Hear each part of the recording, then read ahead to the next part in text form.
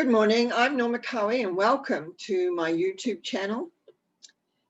Always every week I wonder, what am I going to speak about this week?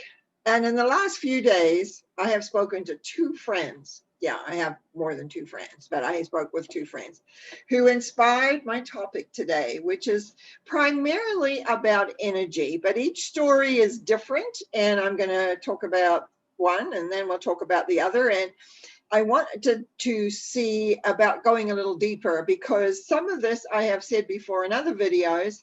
But anyway, I just wrote what I quickly wrote this morning. My first conversation was with a friend who had realized she needed to release her dad's energy plus a male friend's energy. Yesterday, we did that. And the beliefs and attitudes which were also released were considerable. At the end, after we did the rebalancing with her own energy, she mentioned how free she felt. Then another friend phoned me asking me about something I had said to her some time ago. Incidentally, I do not remember that conversation at all. But during our present conversation we had yesterday, I realized somehow, no matter what I had said, because I can speak without thinking something I'm working on, that actually what she was telling me, I do believe and know it happens. So between these two events, I came to the conclusion it was time to revisit the different energies we have within us, whether we are aware of them or not. You may feel like you are more than one person. You have visions or dreams of another time and place, which feel really real. So I'm just going to talk about things, generally not read from anything, but I just wanted to get kind of a sense. So my friend's dad, what happens there, and I know for myself, because I had to do a lot of releasing personally around my dad in particular, is that we absorb energy when we're children. We absorb them, but not only do we absorb their energy, we take on the beliefs, attitudes, and judgments that that energy actually has. So consequently, very often we're running our lives not based on who we are, but based on our parents and later on friends and boyfriends, girlfriends, or whatever. And it's really important as far as I'm concerned, and it's a large section of my work to ensure that we are our own energy. I find so many people kind of have readings with me and I send them off my energy release work material, and it's up to them if they work with it or not. But I always encourage that. The more we can let go of other people's energies, the more in touch, you might say, we are within who we are. Energy needs to be our own, because otherwise we really don't know who we are, and we are responding in certain circumstances, not how maybe that we would be in any other time. Now, just a little exercise you could do if you have could be a father and mother, it could be a husband or a wife. The little exercise I do very often in the beginning is this. I use color. I use a color quite a bit in my work to bring in the love energy anyway, but this is a little different. So the idea is, first of all, is that you imagine outside of yourself the person that you're thinking about, that you may have some of their energy. And you can think to yourself, well, what color are they? Or what color do you want them to be even? And then you think, well, what color am I? And then you do an inner scan of how much of that other color is in with your color. Now you're only dealing one person at a time. But what happens is it gives you an idea of how much you actually are you and how much you are other people's. For instance, if I've been lecturing to a large crowd, which I used to do a lot, and I would come home and release all that crowd because because I'm there to talk to them, I pick out what they need to hear, and based on my philosophies, and then I could pick. So I want to make sure I don't have any of that. So I would automatically, as soon as I got home, release everything I had picked up during the day or the evening or whatever time it was. So that's something that you can do. And just to give you an idea of how much is your energy and how much are other people's. So just to have that, then of course I have the energy release work that that we then go forward to make sure that it's completed. So that's the friend's dad's energy and her friend's energy that was gone. It's my second friend that called me with a story that I do know is a reality, which is this. She knew when she was a baby in this life, she was experiencing the emotions of herself in another life.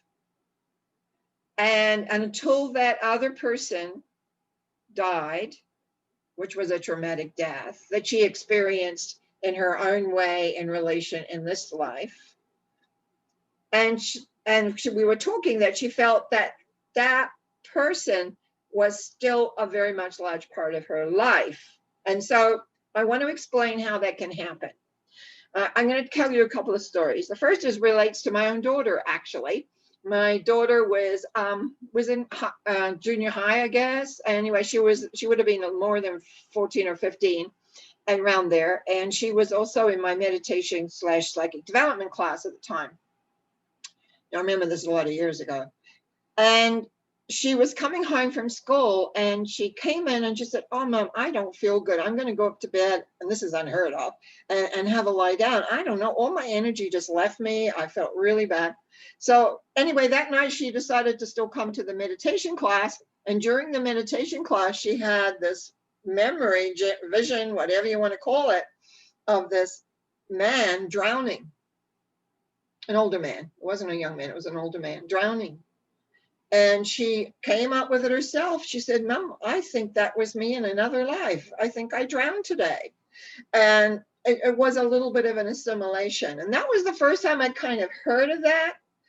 But then in my work as a past life regressionist doing workshops all over in different cities of the world, what we discovered, and I would say this in my talk, because people started coming up to me saying, because I always talk about the life that they go and look at, like when they died and things like that, because I want people to know how the death process works, because I think it's very important that we're not frightened of that, because that's going to happen to all of us, no matter what that actually happens. So I want people to be aware. And so I used to do a lot of talk. A part of my lectures were always about, or talks were about that, and especially in workshops.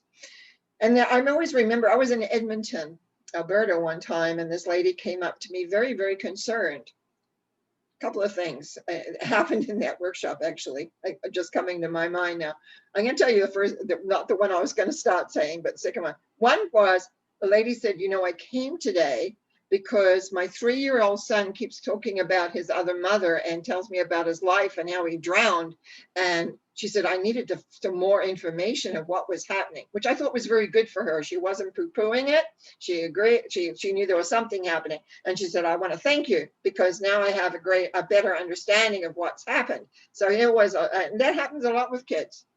I've heard lots of stories about that. They go up and say, my other mother was different, or we lived in a house like this, or whatever. And they'll explain exactly what happened, to which they left. Anyway, also during that workshop, this lady came up to me very, very confused. And she said, "I was born before I died in that other life." And I said, "Yes, that can happen." And so I began to include in my lectures a part talking about that, how time is limitless. And in a way, the only way I can have of explaining it logically like this is if you go far enough out, you can look at any kind of timeline of your soul's progression or where it is, and it could be further back, it could be right ahead, or it could have been the same time period.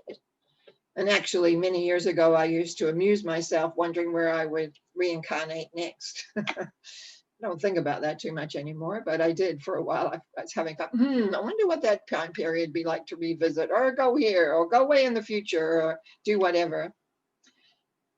So what happens when something like that occurs?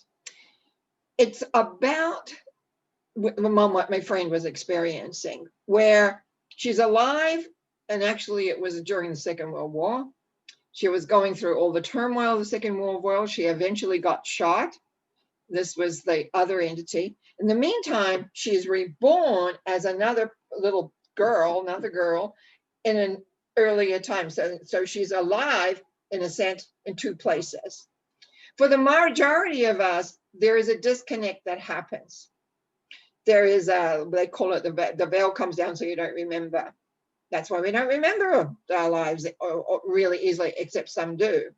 In this case, as a young child, she wasn't really sure what was happening. It was only as she began to be aware that this other entity had the name. She knew exactly what went on. She knew exactly what had happened. She knew exactly when this person in the war got shot, all those kind of things. So how much of our lives are happening in other time spaces that we're not aware of, and wonder why all of a sudden we wake up one day and we feel really weird, or we have dreams that very often will take you into those other times and places. We can have visions. All of a sudden you see something. It may be a future vision. It may be a past life vision. It may be, and that's why I've stopped, as much as I have my level on my consciousness, I don't talk about past lives as much now as other lives, because there's too much future lives coming in. Very often we have future lives arriving, and I certainly want to be able to just think of other lives. So that it expands our awareness and our consciousness in the direction of where we're happening. So here I had, and pretty well one day, clearing a friend's parental and a friend's energy from her system, helping her. She did the work, I just let it. And having a conversation with another friend that says, I still think I'm influenced by that other life. And I want to know a little bit more about it. We've looked at it for a couple of times, but I'm looking at it again this coming weekend. So the key here is for us to realize we are much more than we look at. We look at ourselves in the mirror, but we're more. We're more energetically. In some ways, I think when I first started, and I talk about this, how my journey began because I was really fragmented as a person. I would have looked like a patchwork quilt. I know that. Of course, I didn't think to look at that. No one ever told me to go look in there. It was something I discovered. And that's where I have been incredibly fortunate in my life. I have been led by my, you might say, guides and teachers from the other side, from my teachers and friends from this life, people I have studied with. Not a lot of them, because I was also, as I say, taught. I was taught in my sleep. I was taught, and when I'd meditate, information would come to me. So I didn't follow always the accepted line of thinking. And because I didn't accept the line of thinking, very often my beliefs and attitudes about, especially about the frozen children that I started off with, no one wanted to hear what I had to say, because the main line said this way. This is how we think about our inner child. We got to go and nurture it. We got to go and do whatever. And I'm going and saying, hey, we've been frozen in space and time. And each one of those memories that we keep remembering over and over and over, they're frozen there. And we need to go inside and unfreeze them and integrate them into the oneness in the present. No one wanted to hear that at that time. But I just continued on doing workshops, doing other things, doing work, and that ended up leading me to the transformation work I do today, because the past life regression, the information I learned from ghost busting, look, it all came together. The inner child work that I was led with bit by bit by bit, to have us realize that one of the main things that we as humans on our journey inward, on our journey to really connect to that love source that is there for us, is to ensure that we're who we are. We're not perfect. I'm not perfect. Most people have things that they're still either working on or considering. And that's part of the joy of life. That's part of the fun of being able to go and explore. But there are techniques that we can utilize. We're not just left alone. There's techniques to be able to move into a much more understanding place of who we are.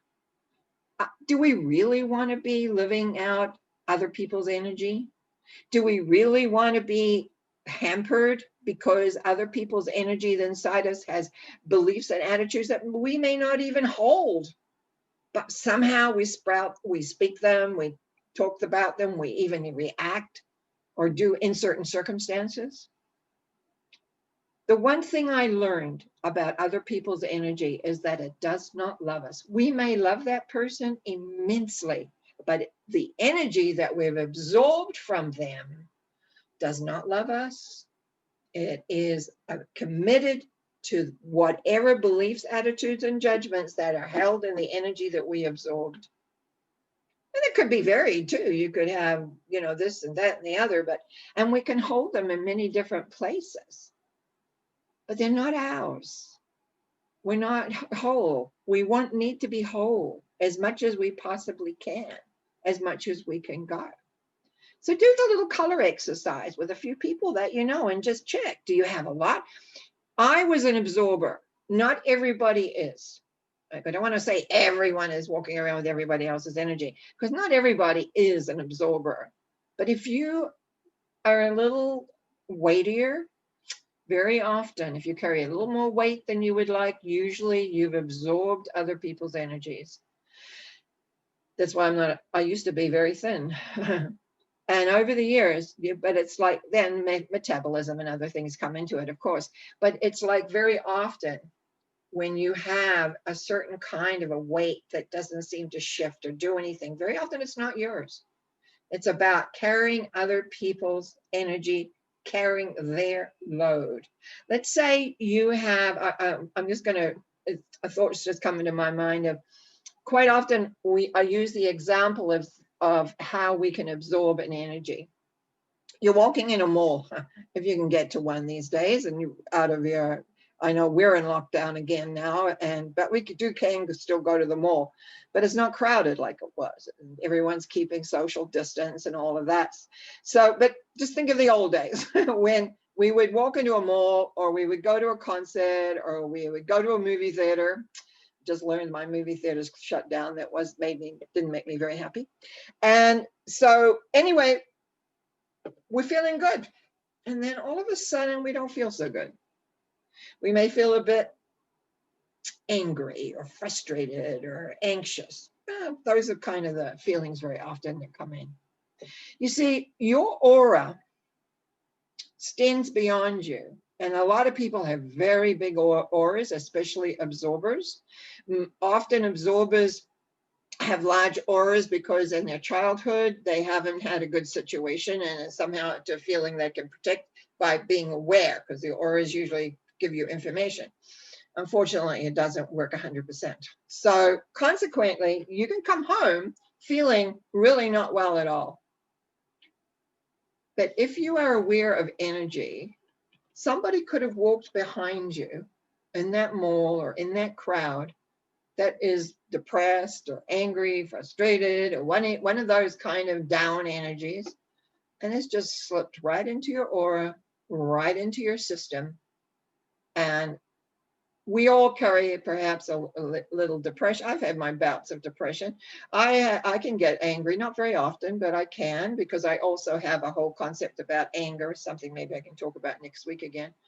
And so consequently, it's very important to know how to clear your patterns, clear the energy of other people, people you love, people you care about, people that you may not have any idea who they are.